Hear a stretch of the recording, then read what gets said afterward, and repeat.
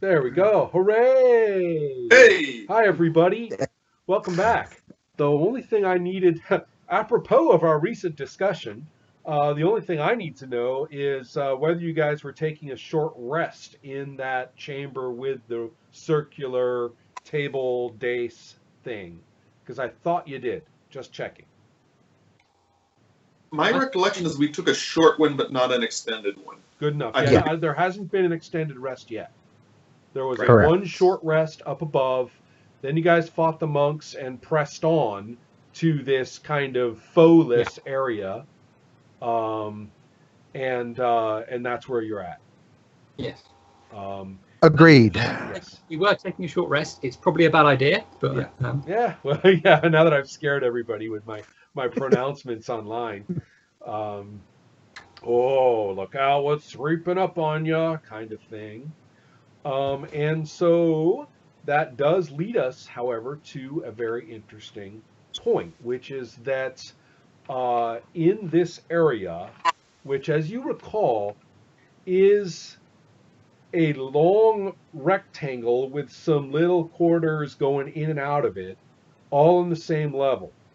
And there is one exit, what I'd like to think of as the far end across the down the long rectangle on the other side of the big raised circle, which is almost filling the place. It's butted up against one side, and so you can walk past it on the other to get to the other end of the long rectangle. And at that end, there is an entrance that goes up pretty fast. But the other two entrances, including the one you came through and another one, are on the same level. You just walk straight in them. Neither one is very, or none of the three is very big. The one that goes up is particularly squeezy. And the one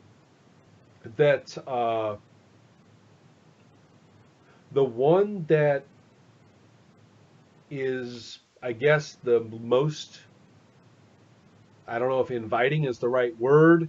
It's not the one that goes up steeply. It's the one that you didn't come through that goes on. Basically, you know how you've been kind of going the same direction, which if we were using compass directions on this map would be southeast the whole time. Yeah, I know, James.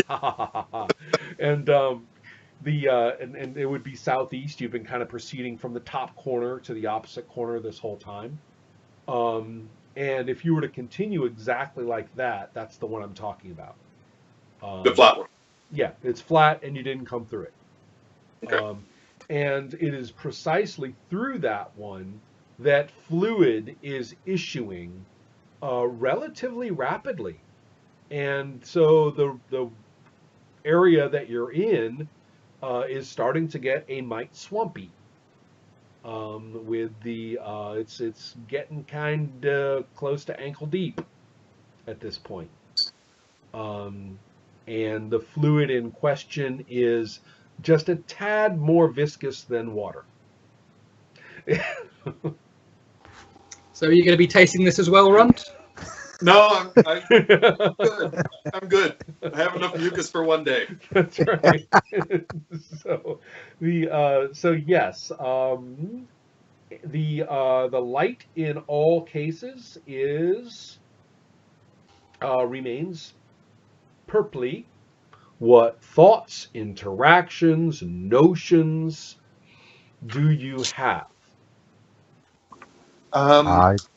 Just before we get started real quick, I thought I recalled when we were breaking last session that there was some sort of friendly/taunting message from a voice that we identified as Kzekk's, yes, urging us to basically get our asses in gear and begin working on getting out, or at least it would be dangerous if we decided to stay. That was absolutely correct. Okay. So the question is, do we go out into this flowing viscous stuff, or do we go out up the steep opening?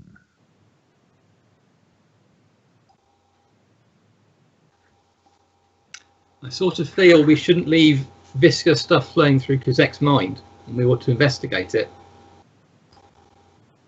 Among my people, it is said that you do not go upstream through a river of mucus. But you are different than I. I do not know how the Kzekk mind works. I will defer to you.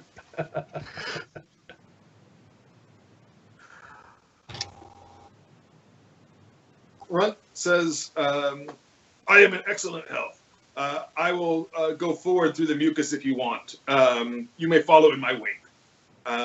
But at the first sign of adversity that is stronger than we can face, I suggest we retreat and head up. That seems like a plan. All right. So into the mucus. All right. So as you start going, and it's not like you don't have to wade yet. It's more splish splosh, especially because of your height. And so, but it's definitely wet feet. And as you might expect, we are now in difficult terrain, which is a thing. And the only problem with it really at this point is that until it becomes more difficult is that you lose a square, of motion. That's, remind me, Ron, in 4th edition, difficult terrain means that every square costs 1 extra square to move through. That is correct. That's kind of what I mean. When you go a square, you lose a square of your motion. Not from your, it's not like -1 move. It's doubling, basically halving your move. So yes. Gotcha. And so that's because it's, not just because of the depth, certainly, but because of the slippery. And you will proceed into a chamber which is curvy and weirdly shaped and is very much like some of those similar spaces that you've been in before. And the only real major difference is that the passageway which goes from it goes up. So basically your orienteering at this point is pretty easy given the room you've been in already. You are in a corresponding passage, or that would be a corresponding passage to the depth that the one back there went up. So basically you've moved away from the center enough that now you're going up again. The question is just whether you're doing it here or doing it there. You don't know if those two are connected or not. And so just so you're oriented enough that I can tell you guys that. So if you're going to continue, that means you have to go up the slippery. Going up the slippery is a little more tricky. And you will find yourself and so and it's kind of a little, in fact it's a little bit of a ledge. It's a fairly tiny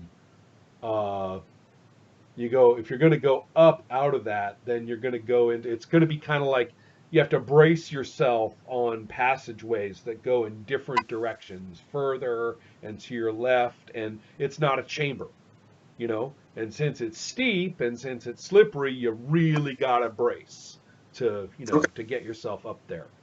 In which case I would call for a roll, except for somebody with freaking ogre strength. That's right. Which which the ongoing thing that doesn't cost you a daily or anything, basically is going to obviate the need for a roll as far as you're concerned.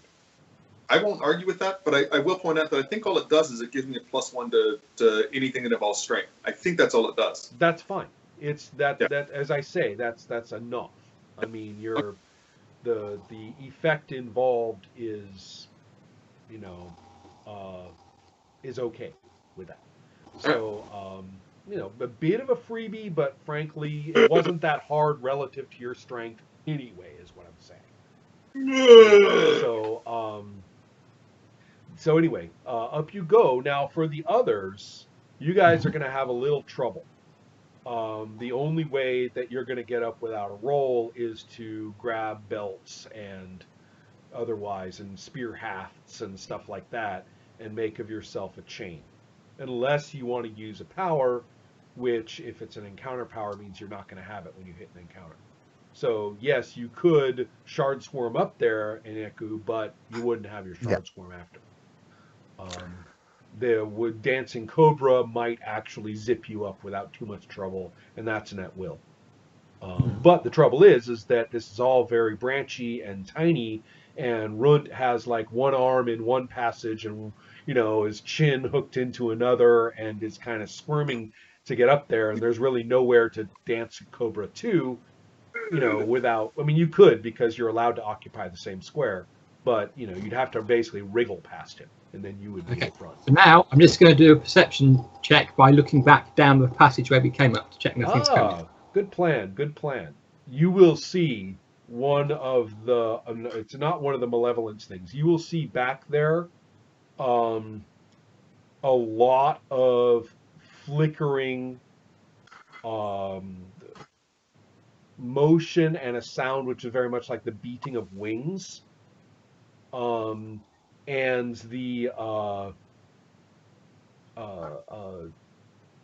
I guess the best way to describe it is the desiccated death mask of Kzekk, what he must have looked like in the moment of death. It's kind of serene, but it's also very, very dead, and hovering in the mass of the blackness and beating wings.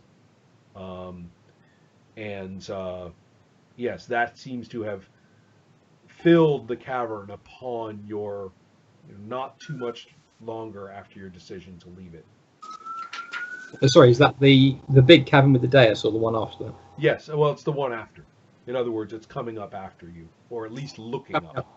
Close behind. You're like looking back there and going, oh, well, I could go back there if I wanted. Comrades, I think we need to move on or do something, not staying stuck in a crevice. So Aneku is kind of looking up to where Runt has gone and reaching to see if he can grab onto him or something to get a little help. You guys were climbing following up pretty closely, so by when all of a sudden you start doing the kind of slip and slide, right, as the passageway narrows and it's not really anywhere you can walk, as at least at this level of slipperiness, then you can do a belt grab, no problem. So Definitely interested in doing that. okay, so and then Azalea, there's any number of opportunities. You could simply extend your spear haft, so that Ineko could grab it, and then you can tow along that way, or anything else you want to do. So let me know. I think she kind of likes the idea of leaping in monkish, dancing cobra-esque ways up the passageway. Oh, all right then. So you have to make a very quick decision.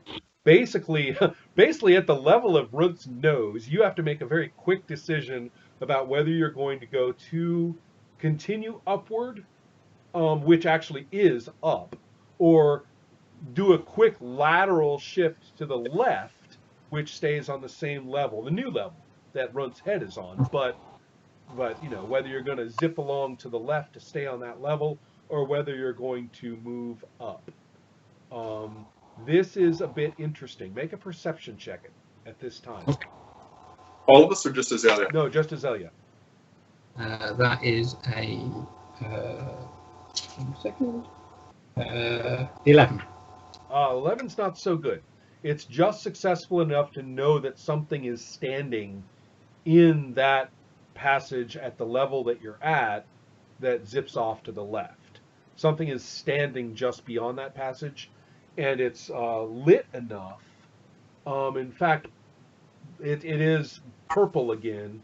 You guys have moved into more of a pale yellow glow at this time. And so ever since you started wriggling up these ways, it's gotten pale yellow. So that would shift back into the purple. But the point is, you simply know, as you're kind of getting up there, something's over there. Right. I think Azalea heads up the other way then. Okay, I should also say one other thing, which is abundantly clear to Runt more than anyone else at this time, which is that the fluid is flowing from that level where the thing is, rather than from the higher zone that Azalea is jumping into. Okay. So the fluid is coming from Runt's left. We have reached the headwaters of the Mucus River. Also, the canyons back home must have been vanity-sized. I am much too tight in these. So If yes. I understand Azalea, we should seek out the source of this flow. Azalea's going the other way. I went the other way, and there's something down there, but I don't know what. All right, so Azalea actually disappears from sight because she's going up one more level into a different area entirely. And Azalea, that's going to be actually moving up into, you're staying in the yellow light, basically. And for lack of a better word, you are staying on course based on the way that you have been going so far, rather than turning to the left. And so that's the deal. But you are hopped up into there, and I will tell you what you see, because what you see is very, very, very super different from what you have seen so far. But in fact, quite a bit.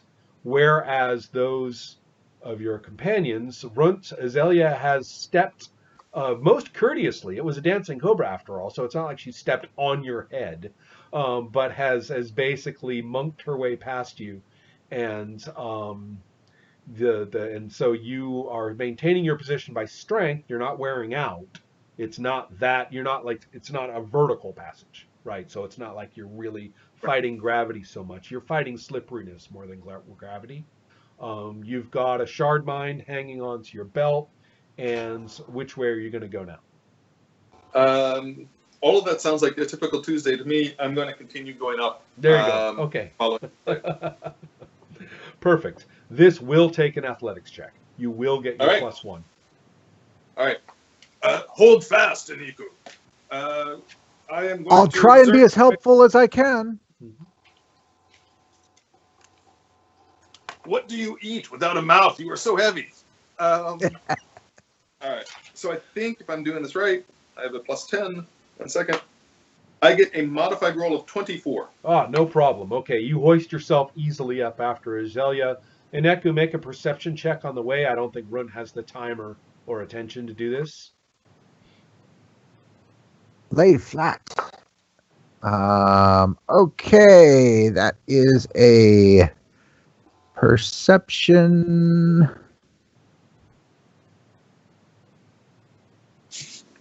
$11. Oh, well, good enough. You needed a 10. It's an easy check for you because you're not in motion like the other two were. What you see, you get a glimpse of this as you go. What you see are 3 individuals standing, each one in a position of relaxed combat readiness. So they're not all hoo-ha. They're more like standing there very much at parade rest, ready to move into action. One of them is a freshly minted shard mind, who you recognize as as what you must have looked like long ago, freshly coalesced. One of them is a very young, proud, very finely decked out minotaur, with no scars, no looks like he just went through like some kind of puberty ritual or something. He has ornamented headdress on and stuff like that. And then the third is what you can only see is not wearing a necklace of finger bones, and with a very bright, like insignia on a cool helmet, with a spear with no particular features to it at all. Just looks like an ordinary spear. Is a younger and much less haggard looking Azalea. All of them have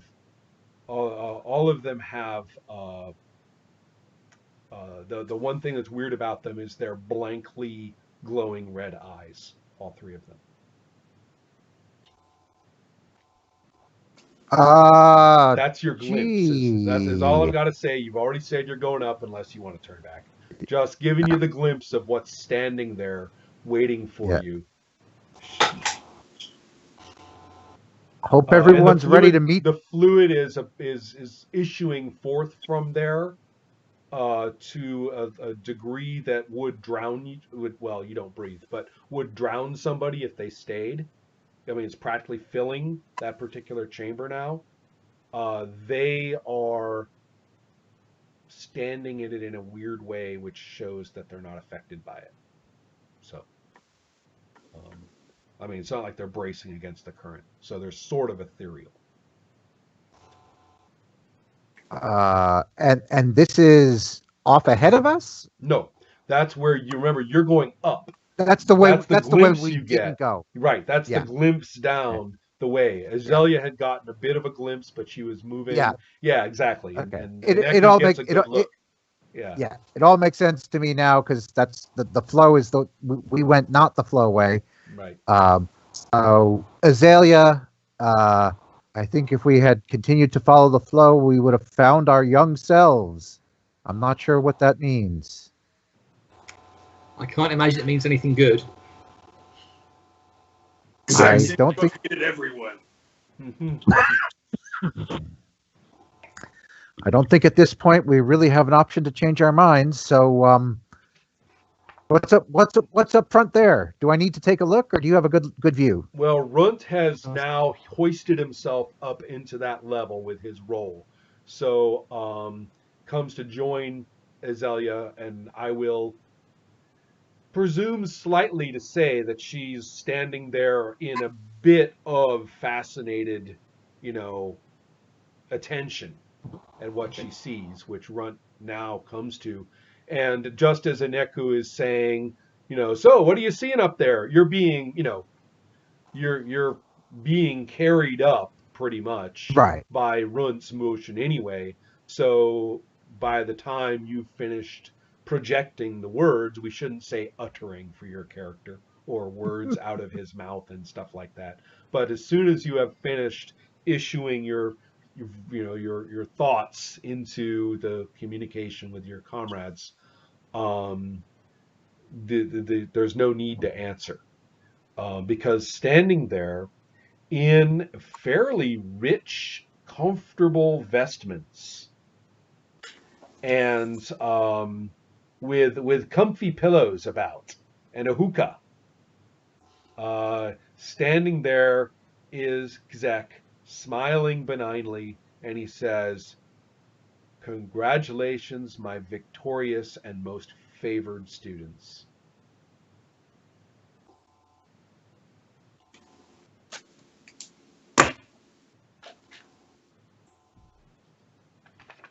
Roll initiative. It is the trap of the sixth chakra. Do not fall for it. I need to find somewhere actually flat.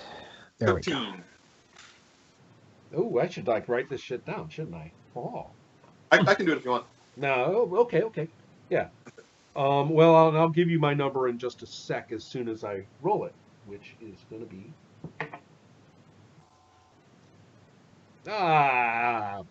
bollocks. I have a 9, sadly. And Aku has a 20.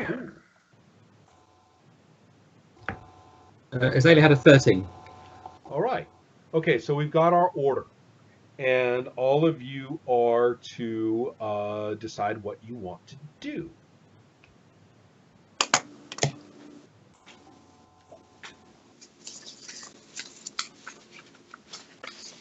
Ross, I think we both got a 13 on initiative. I think your character almost certainly has a better dex than mine, so I don't know how we do this, but if you want to go first, that's okay with me.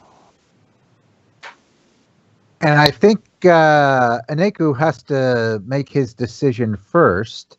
Yep. So he'll kind of disentangle himself from Runt and try and pull his pieces together in the most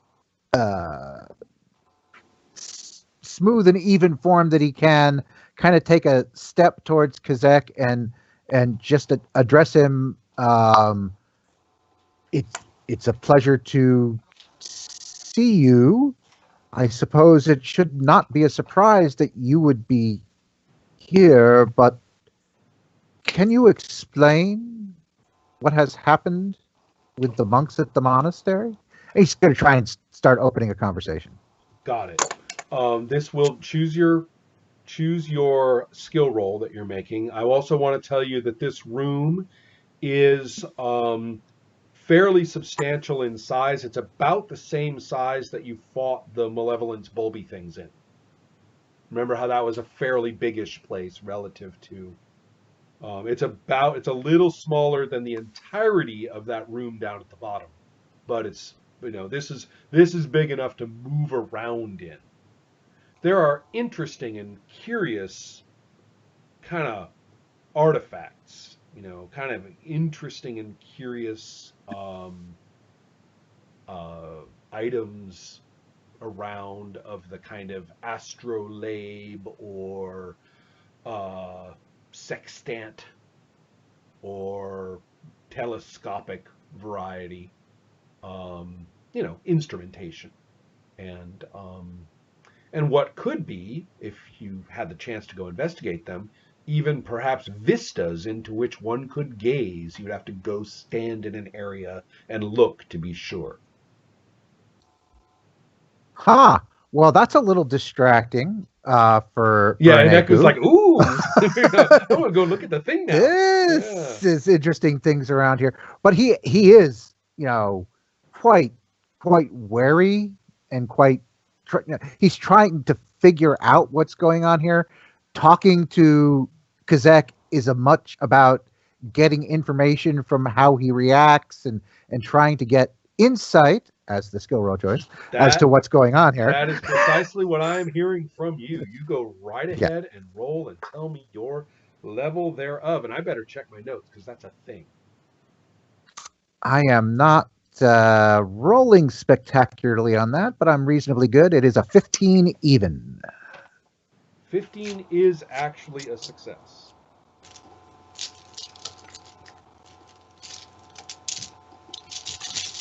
This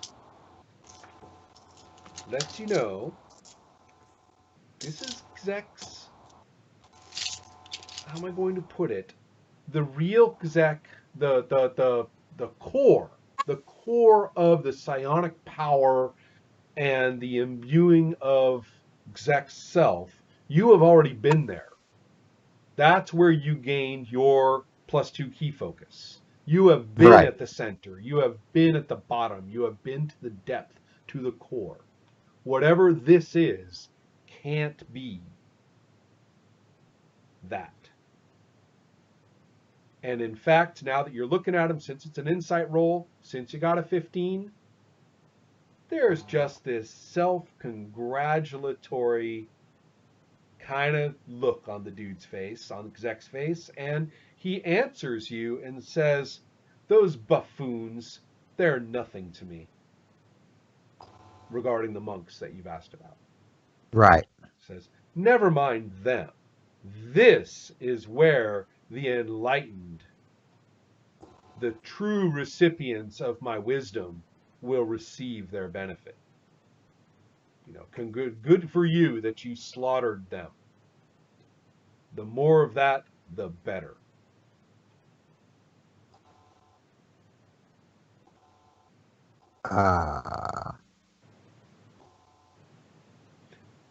I don't know how much further to go with this before somebody else gets to do something. Well, you have a standard.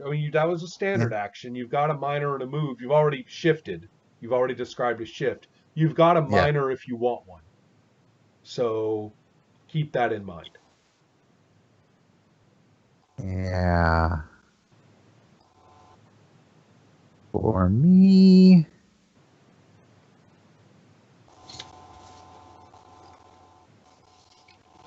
Nope, I think he's weighing what Kzekk just said, and he'd respond with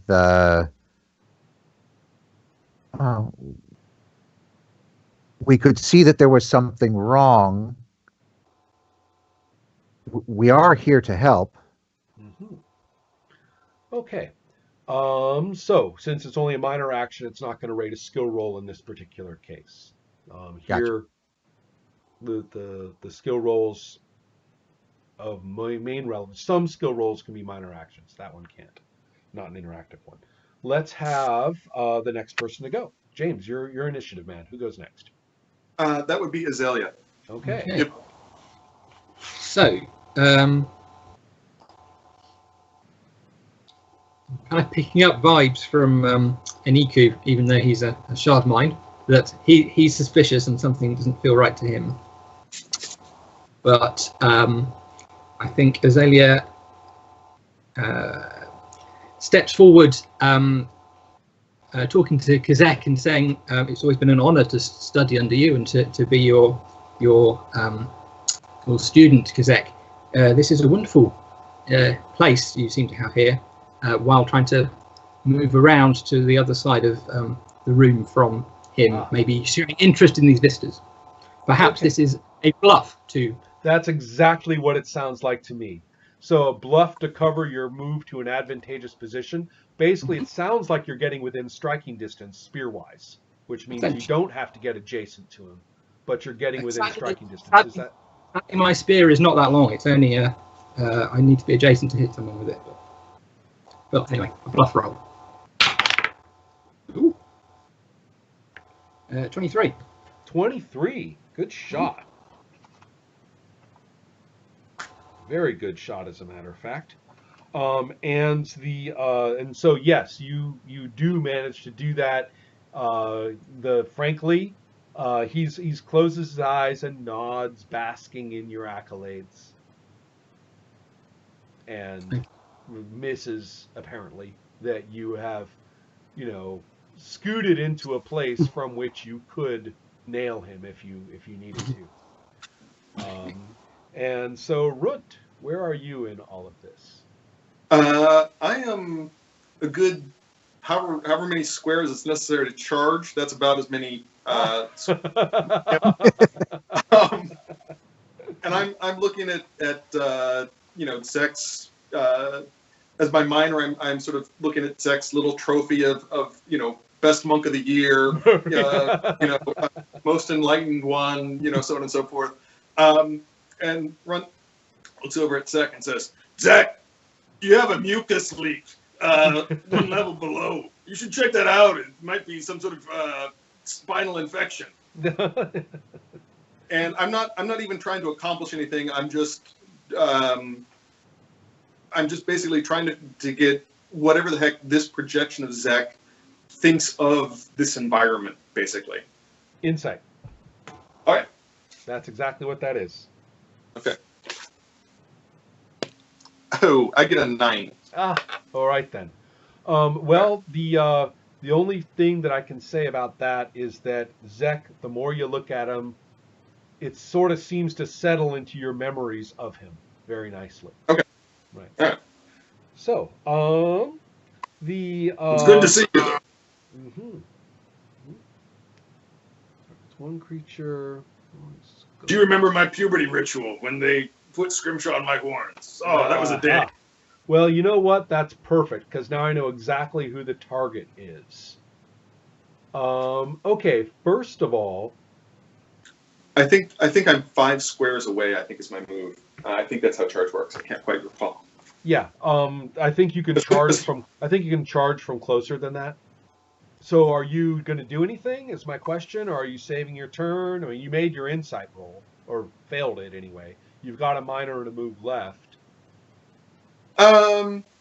He hasn't done anything overtly hostile, and I can't imagine Runt being so bloodthirsty that he just charges. Especially considering the failed insight roll. Yeah. So basically, I'm squandering my action on purpose for role-playing reasons. I got you. Makes perfectly good sense.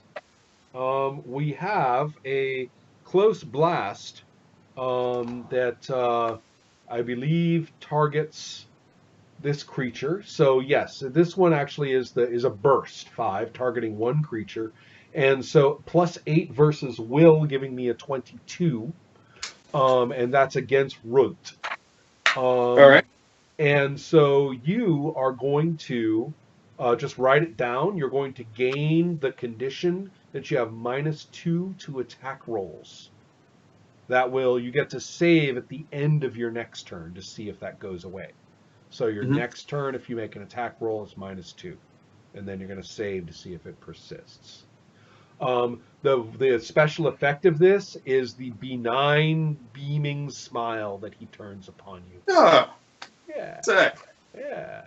The place He is built beams in. upon you. You connected with him with that chat that you made and your attempt at insight, which just opens up the golden path for this smile to travel down right to you.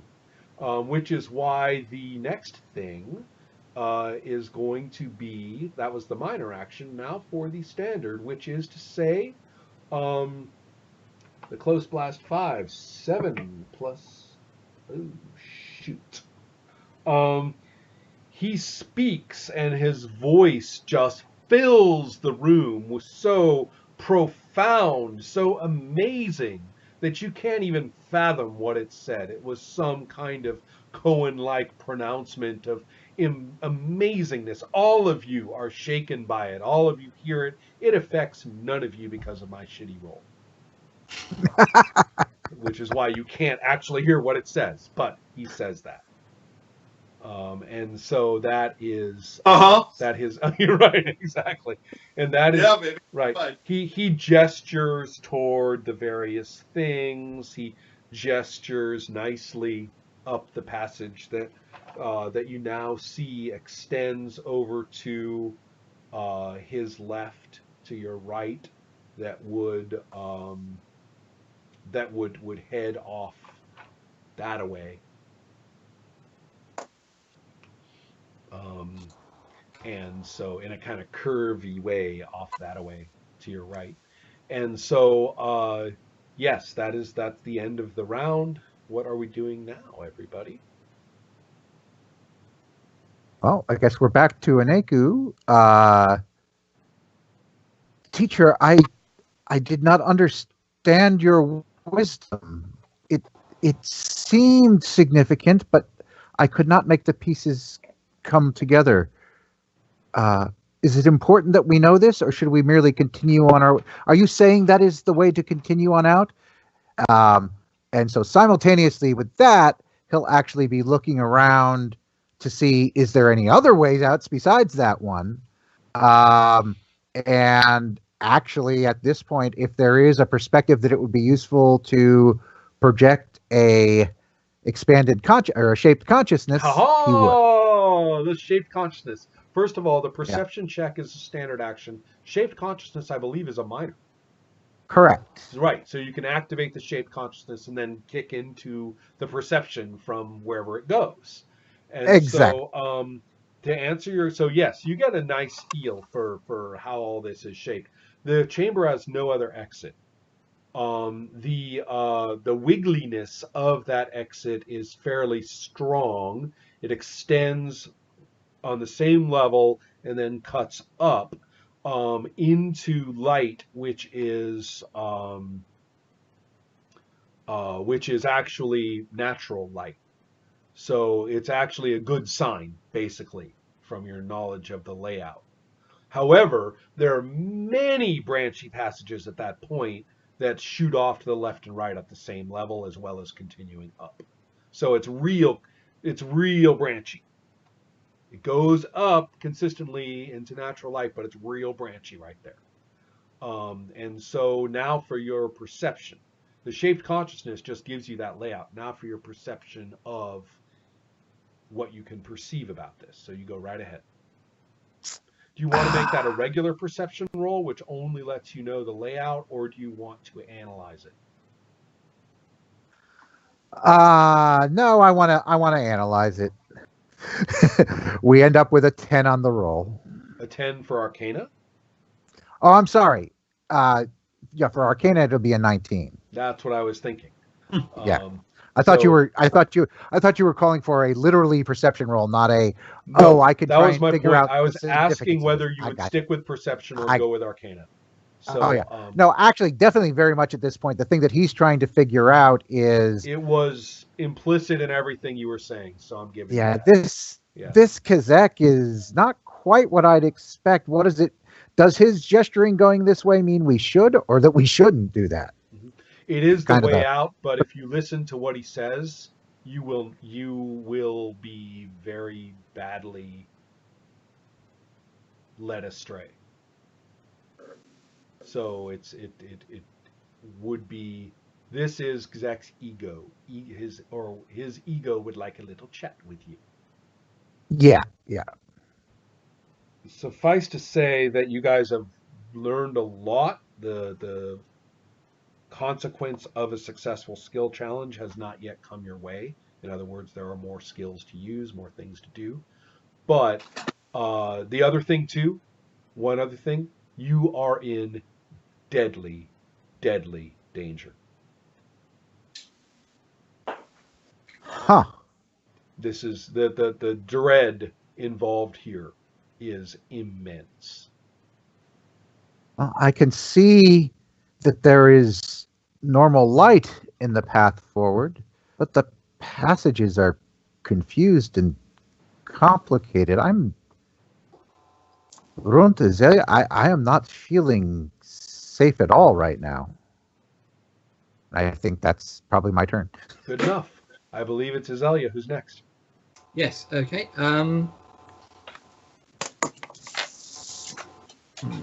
I think so. I think Azalea, being close to this emanation of Kzekk, which is clearly untrustworthy, I think I'm going to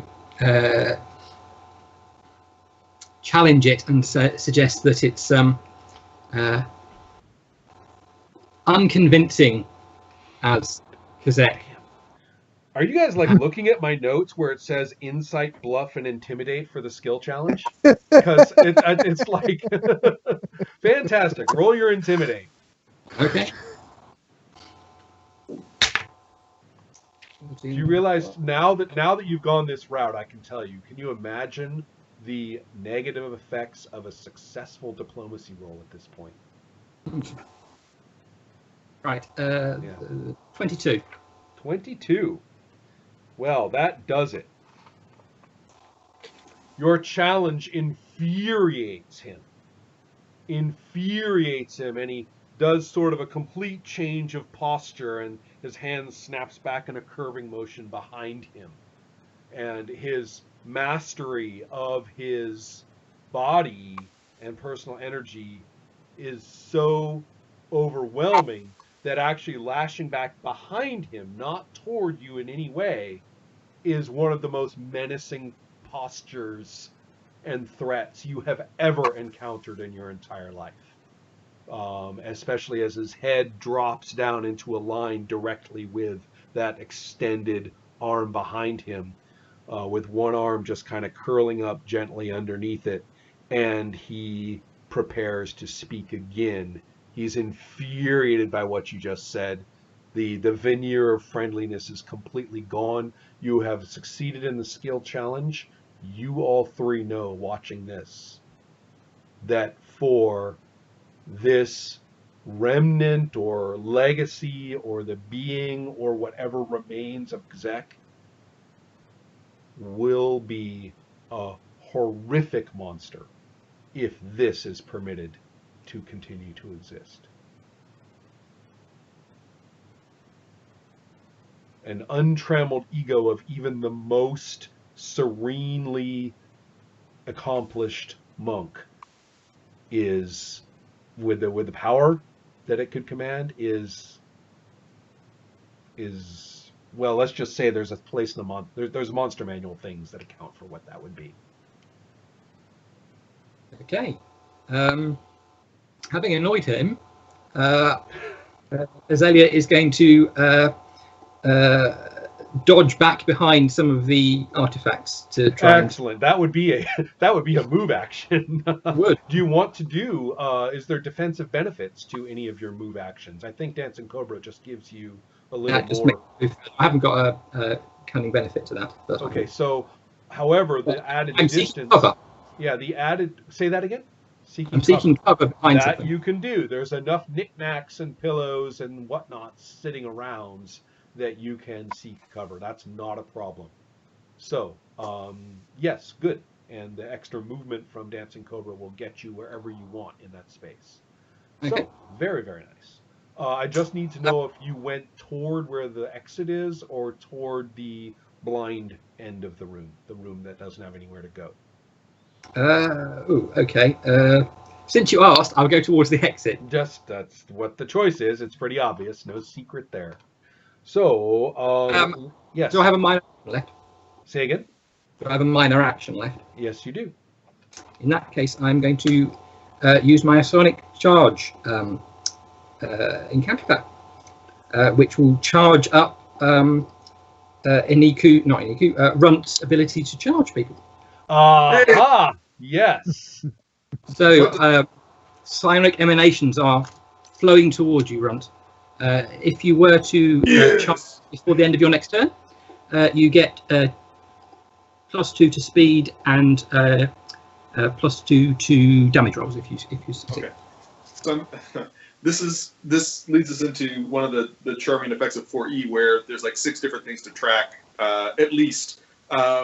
Just to see what condition my condition is in. Exactly. Yep. Exactly. Well, you have a -2 rolling from the previous attack.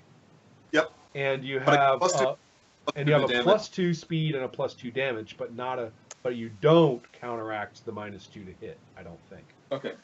So, can somebody? How does a daily power work with a magic item? 1 second. I'm sorry that I don't know this. Item bonus and power bonuses are separate. They stack. Right. But give me just 2 seconds here. What I'm going to do is I'm going to charge, and if I on my as a standard action, I guess. I'm sorry. I'm going to use my goring charge and counter power. Right. And if I'm able to, I'm also going to try to use my gauntlets for a big heavy wallop. But yeah, the item bonus comes in. That's cool. Yeah. No, the question is what kind of action it takes to use that. But in the meantime, I will roll my attack. It's a free action. All right, and yeah, it's dude. Whatever I hit. Okay, cool. Yeah, you've got combo going for you now. All right, so let me roll my d20. I get a 17 without pluses and adjustments. So that's that's -2 for the. It's I'm sorry. So with adjustments that's 15. With a +4 that's 19, and then my strength bonus that becomes 22 to hit. You have hit armor class 18. No All right. problem. That's a goring charge, which I believe will knock it prone. It will. Okay. It also does. 1 second. That does 6 + 5 if I'm using my gauntlets. So that does a total of 11 points of damage to him. Okay. Wow. All right, guys. It's on. So I think we have combat advantage for some purposes. Oh, with him prone. Yeah. Oh yeah. So yes, good enough. The effect is real clear. Basically, we got full on Minotaur charge, right? Complete, just complete in there. Horns and all, thump, just like a freaking fullback. Hunchback, fullback, cloven hooved. Full on goring charge. That's all I can say is it feels good. So you're still a smaller man than me, Zach. So so in you go, and there's a sickening crunch, and you just completely nail him and hurl him down on the ground before you. And so, no, does he suddenly give you the whole, oh, my son, oh, pitiful thing? No, no problem at all. You have the iridescence, the released energies from striking him are enough to let you know that you are up against a considerable force. Um, the expression on his face is one of fury and unalloyed evil. Particularly because that smirk just has not quite left his face either. So that's great. That gives But me also his turn. So. Oh yes, it is. And make your save. Oh yeah. Sorry, thank you. I didn't say that quite right. Roll your save is what I meant. I get a base roll of 13. No problem. I don't know. Okay. That's how it works. I mean, it's 50-50. Okay. So you get over 10, you're saved. The attack penalty goes away. All right. Which makes perfectly good sense because that sort of overcame whatever minor effect he had. Now, so the first one then is going to be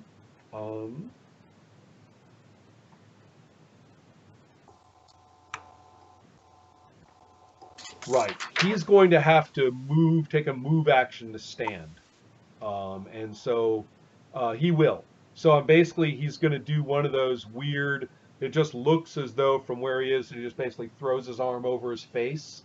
But that seems to have some sort of undulatory thing that he practically seems to turn in place because he's all monkish and ends up on his feet, right? So, very, very Chinese opera kind of a, stand-up kind of thing, and speaks again. This time, as if he's composed himself when he comes to his feet, and he smiles broadly again and says, "Oh, come now." And speaks, this time hitting you with a 19 plus 8 for only 6 damage. No, that's the hooking swipe. No, this is much more than that. This is very different. Sorry, different die.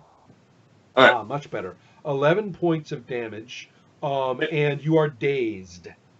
And this is me, presumably. Yes, as he's hitting Runt with this, you are dazed with the impossible profundity of what he says, which is very much along the lines of, "I am awesome." And that's my line. Yeah, you're kind of like, it's kind of the acid trip thing. You are awesome. Yeah, exactly. It's very much the acid trip thing of, wow, I never really realized that before, man. It's kind of the effect. So you are literally dazed with wonder. You have, of course, taken, D8 plus 4 thunder damage. Okay. And so the next minor action that it's taken is directed toward Ineku, who he has rightly perceived as a considerable danger to him. And so this is going to be the +7 against Will. I believe, however, that you've got a +2 defense against Will, correct? My or not? Will Didn't you is no, it's attack on Will. Yeah. Now my will defense is just 14. I have a +1 from my boon on will attacks. Right. Unfortunately, his roll is crappy enough so that his unnerving quality does not throw you. You're onto him, basically. So as impressive as his initial appearance was, his crap roll has resulted in you basically seeing this as just ego dressing up as a great monk. And that if it is permitted, it will do Kzekk no harm. In fact, quite to the contrary, for this to get a nice squashing. Understood. And you're up first. Do I think we are still in one of these situations where skill rolls will have effects, or do I feel like we have shifted from the realities we've been in so far? Is I guess the question. Does this feel different enough that I shouldn't try and do anything strange at this point? Mechanically, you guys have succeeded in the skill challenge, unlike some of the others where the skill challenge actually substituted for the combat if you made it in time. This is different. The only thing the skill challenge gives you guys certainty about is that this must die. Gotcha. That to escape it, to get around it, to treat with it, or otherwise try to, make it, try to deal with it in any other way will be absolutely counterproductive. In fact, will have profound consequences when and if you emerge. The other thing I will say is this. Runt, there are some freaking shiny, cool things, especially off down that-a-way passage if you just wander down that way. I mean, that is the way out after all, and let's like down that little passage and just turn left or right, and the things that you find there, you may pick anything in. James, flip through all the relevant rule books that we use, and you may pick any magic item that you want and have it. Hurrah! There's no downside to that. None at all. None at all. You may have it. So, artifacts too. Go ahead. All right. Yeah. So, so yes, Runt actually seems to be kind of, if anything, just kind of. Well, I'm not going to like penalize him a move or anything. He's just kind of wandering off in a daze. Yeah. So Iniku, what are you going to do? Oh yeah, I mean, especially after that big macho charge crunch thing, and then he's like, "Oh wow, yeah, wow, oh wow." It's the invulnerable coat of arms, I think, or something. It's the codpiece of Vecna. Oh, that's wrong. Okay. Quick, Gordon, figure out something for Nico to do so we don't have to hear this anymore. All right. I think he's going to fall back on charge on in, not literally in his case, move right up next to this false Kzekk, all the while intoning how clearly this cannot be the true essence of Kzekk. He would never act in this way. You are false and unreal, and we shall vanquish you. Activate his steel wind power. There's not really a zone to be affected by it, but that's what you think. It will have a blast 2 effect. And it is dexterity versus reflex. So right. my number is decent roll. Where's my dexterity? Actually, I have it right here in the power. I put it on there. Give me the total. 19. 19 is my total versus reflex. Fantastic. Well, it's got a reflex of 16, so do some damage. All right. I will do D8. I will do 5 plus 4. I will do 9 points of damage. As various shards pound through the area filled by Kzekk and some adjacent areas. Absolutely.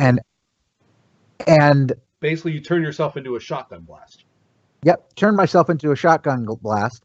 And then that shotgun blast, I will go ahead and use my shard swarm ability. And those do go well together. Yep. I'm sorry, I cannot. Okay, I will use an action point. Oh, wow, okay. that I can do this right now. I thought that was a minor. That's actually the move action. But it will let me be 4 squares away from him, and he grants combat advantage to all attackers until his end of my next turn. Wow, excellent. Okay, so yes, those that's all one big thing, right? Big shotgun blast, like totally hammers the whole area he's in, and he takes a whole bunch of hits from it, and he's sufficiently disoriented from that.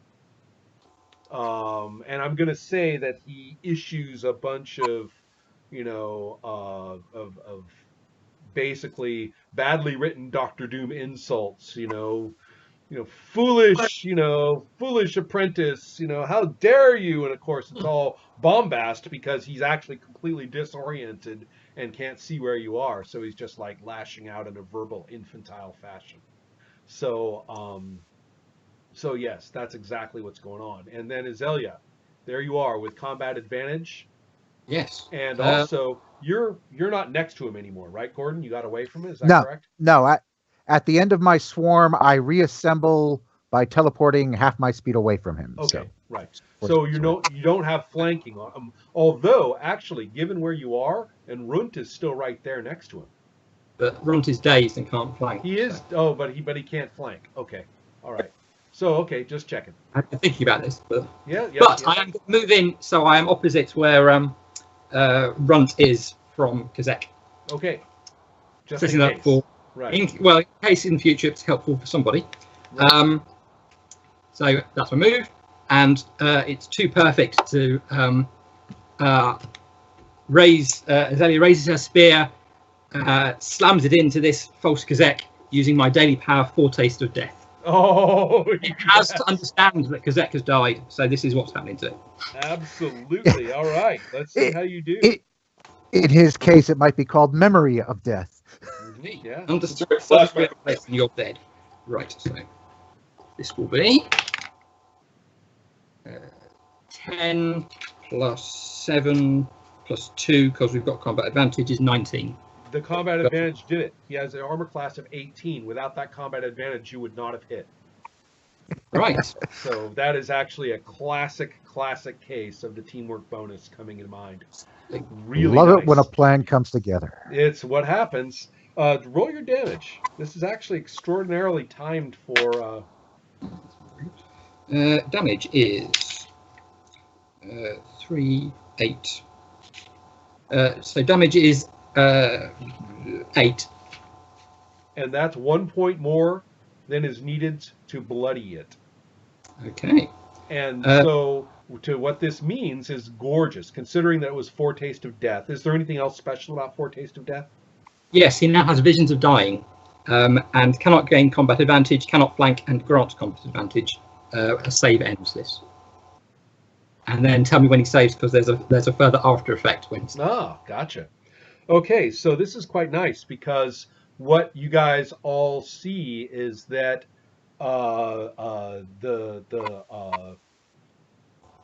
he basically turns into a particularly horrific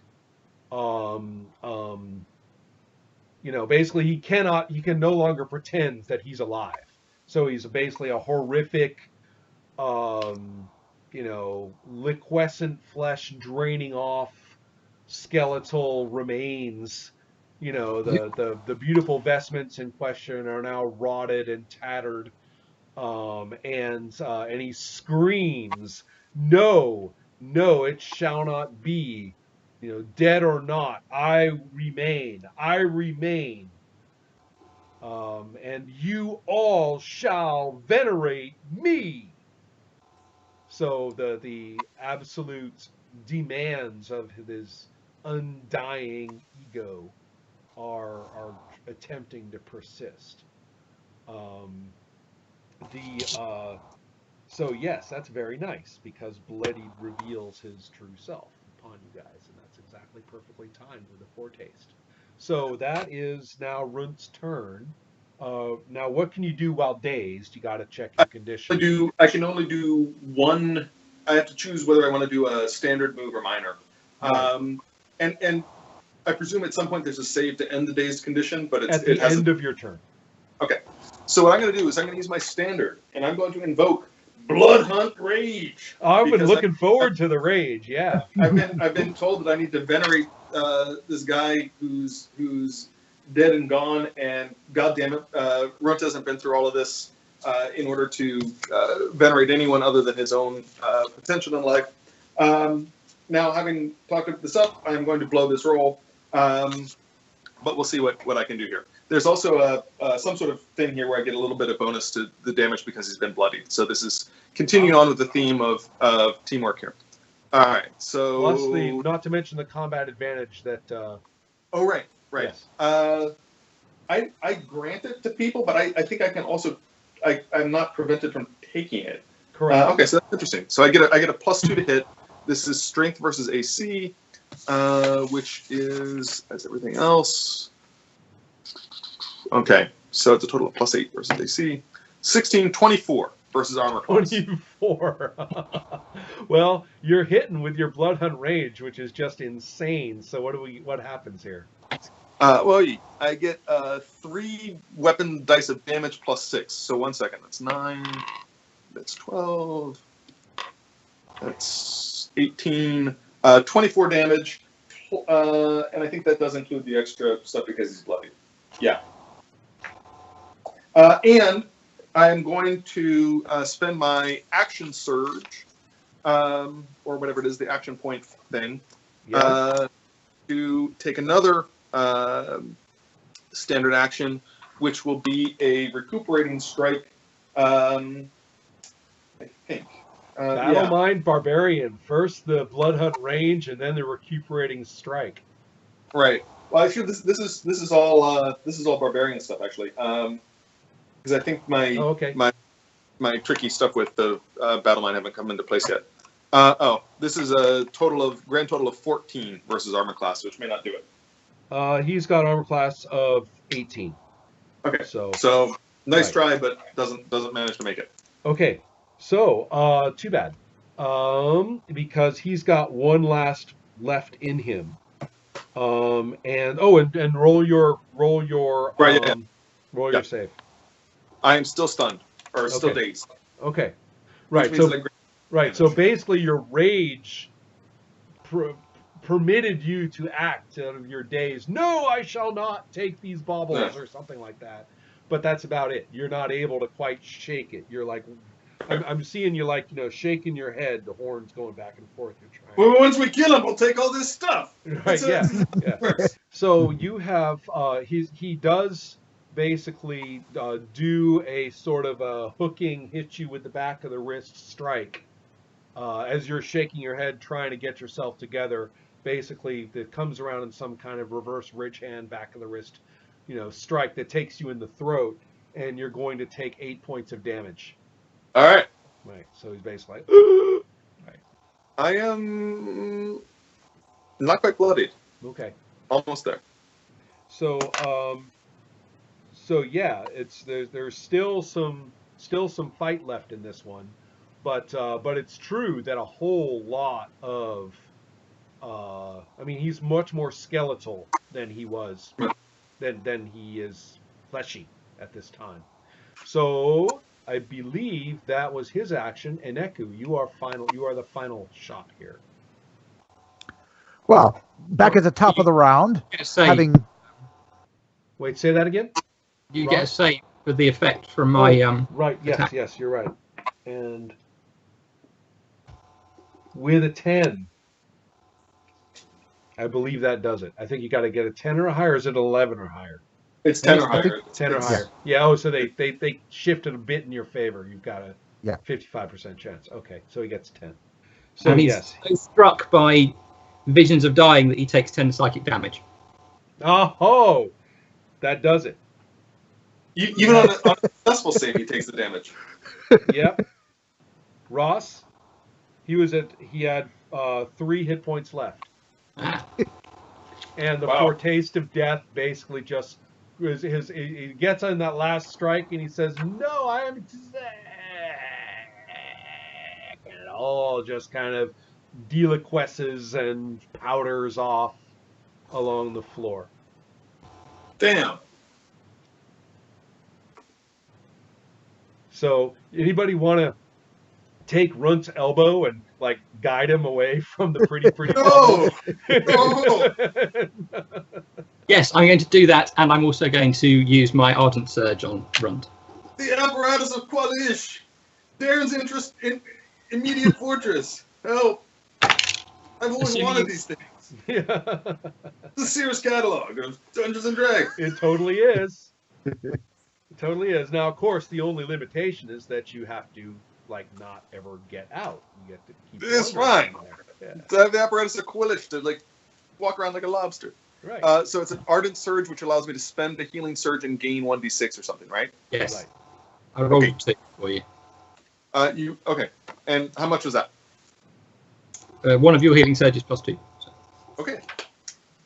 I also think that your mantle gives him +2 perception and something else, right? Insight, is that correct? It does.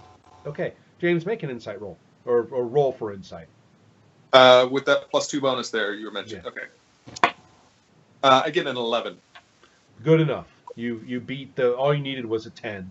So with a 13, you're fine. You're like, oh, Jesus, this is terrible. You know. Yeah, I sorry. almost got trapped by the pretties. Right. Yeah. So all right, guys. Walking up and out is easy as pie. So here we go. We have you guys are out, and what you'll see first of all is that there are a couple of monks left, looking very chastened and very humble, and the rest have fled. You can even see like stuff they've left behind.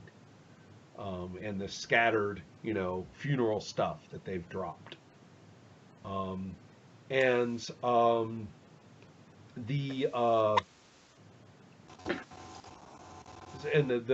three of you are just as worn or battered or as tired as you would imagine. There's no, you're not rejuvenated or anything.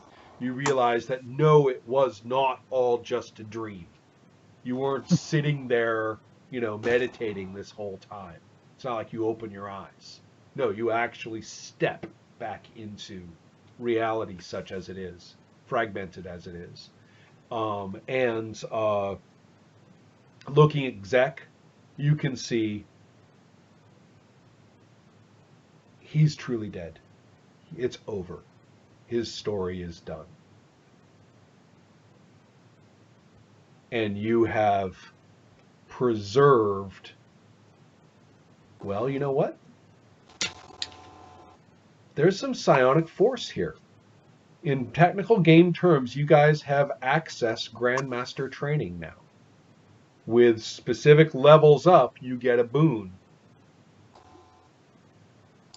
The teaching of Kzekk remains with you when you level up, when you think about it. Periodically, you will be getting benefits. Okay.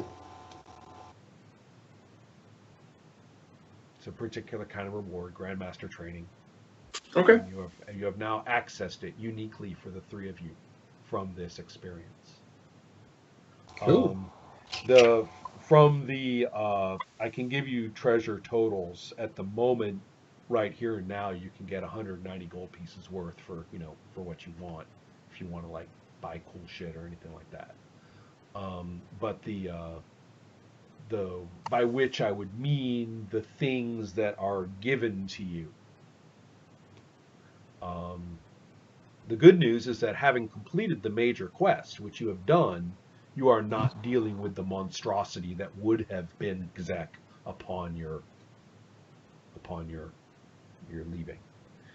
The nature of the personality of the Grandmaster training is determined by several of the things that you have done in there. So, okay. So is it the remnants of the monks here that are offering us this gold and stuff? Well, it's not gold. Remember, I mean, it's stuff. It's really stuff. Yeah, it's really stuff. You just get to choose yourself what kind of stuff. Yeah, it is. gotcha. And Well, so if they're the ones, if they're the ones offering the stuff, Aneku will say, I appreciate your offer, but what I really seek is understanding. How could how could you have come to think of Kzekk as the unengaged, uninterested person that you described at his ceremony? How could any part of him been that monster that we had to fight to get out? I wish to understand how this could happen. And they may ignore me, but no, the monks can address the first one because now they've been sort of given a little bit of a jarring shock themselves, psionically speaking, which is that it just was so easy to idealize him, the more pure of sort of this stereotypical monastic detached master we thought of him, the more we seemed like we were in the greatest monastery ever, and the easier it was to just look at it that way, and the easier it was to tell each other the stories of what he must be saying and meaning by things. It just was so easy. He thought of you as snot monsters.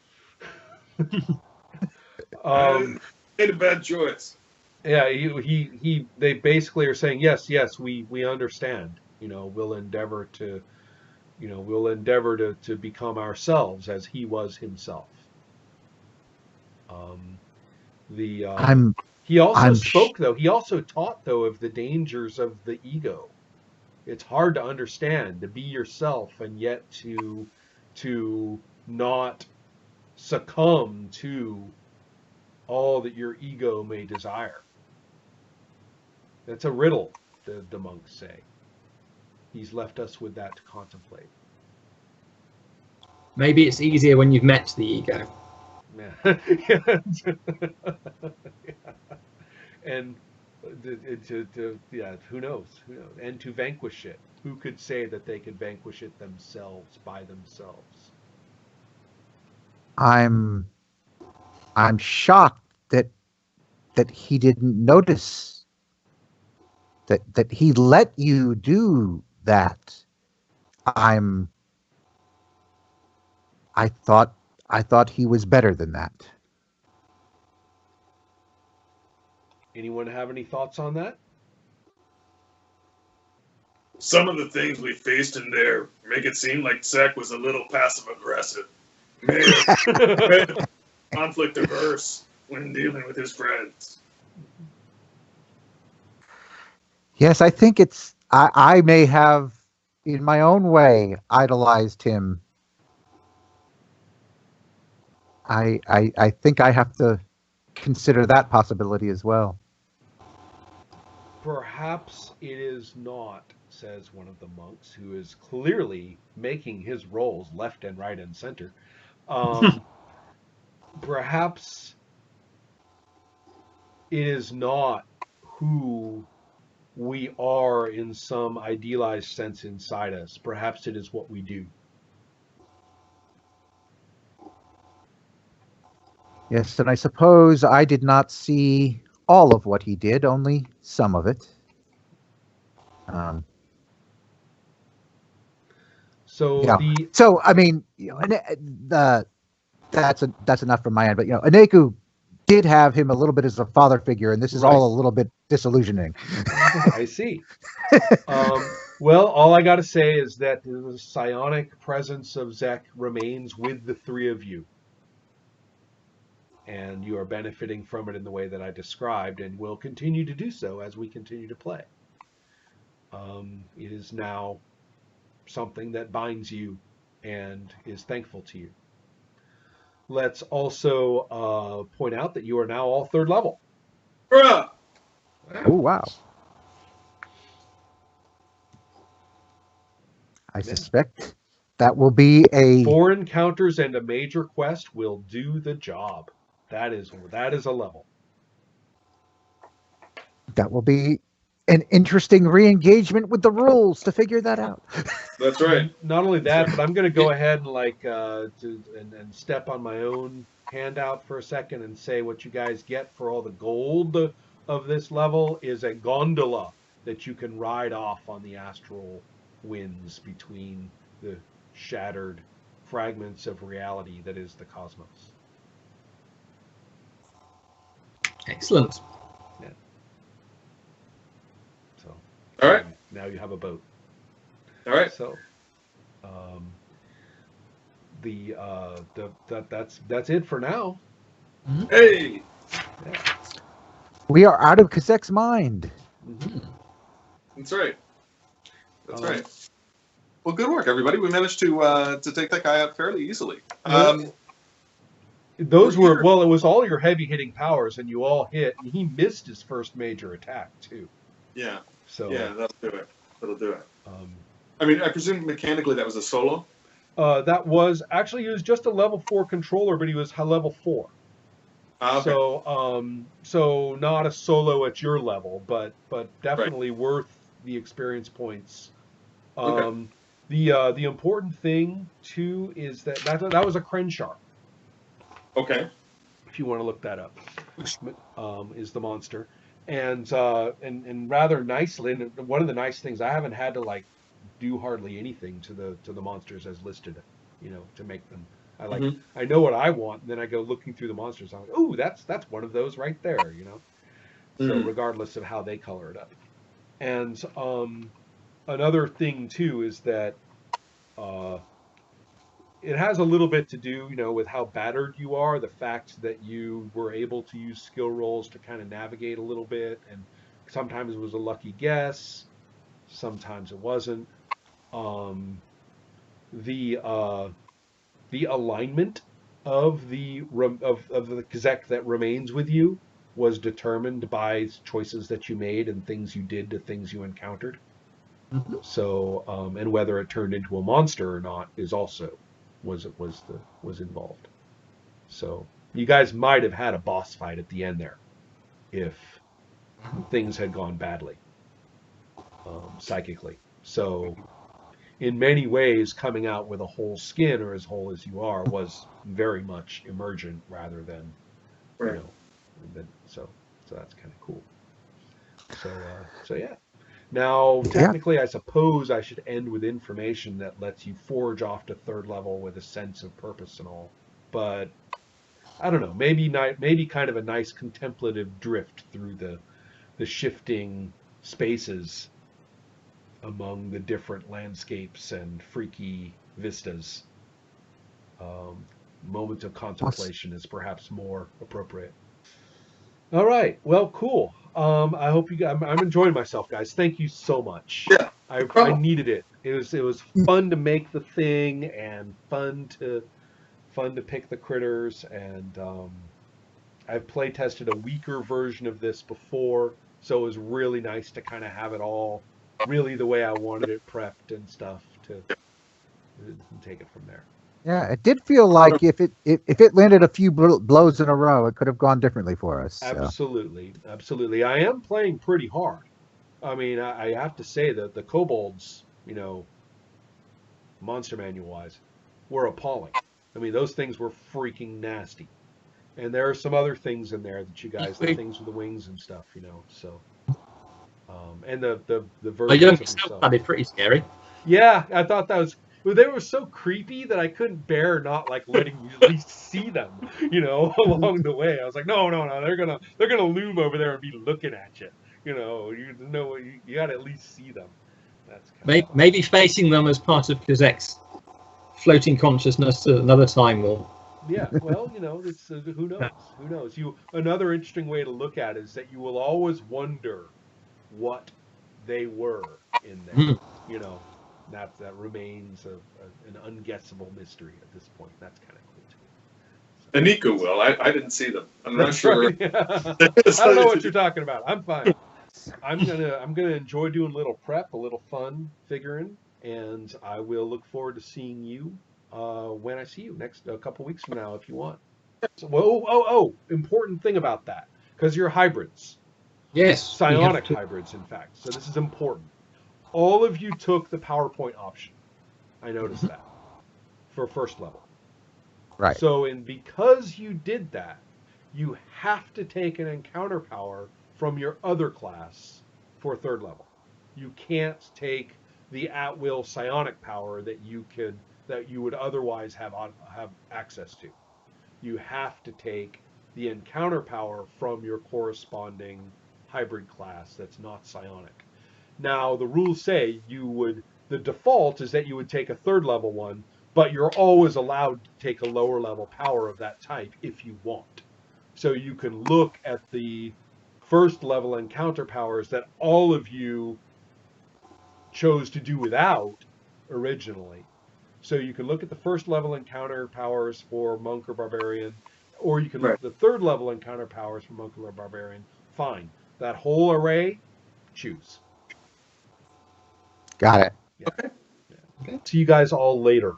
Thank you very much. Great. This was therapeutic. Okay. Look forward to the emails. Take care. Bye. Okay.